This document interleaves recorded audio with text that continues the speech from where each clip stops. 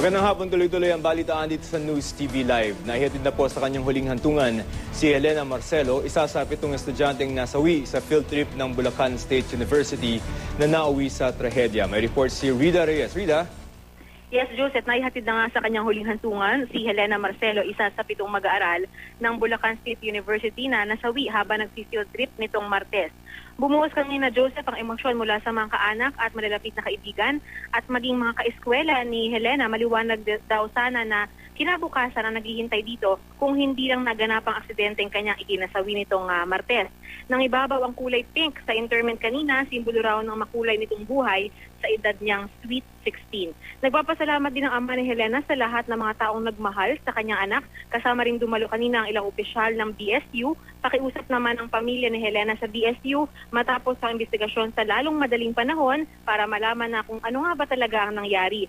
Mas pinili rin ng pamilya ni Helena na tanggihan ang alok ng financial support ng BSU dahil kailanman daw ay di matutumbasan ng anumang salapi ang buhay ng anak niyang inalagaan at minahal niya. Plano rin, Joseph, na makipagpulong ng ama ni Helena sa mga magulang ng iba pang mga mag-aaral na nasawi para malaman kung ano nga ba ang kanilang susunod na mga hakbang. Joseph. Okay, maraming salamat, Rida Reyes.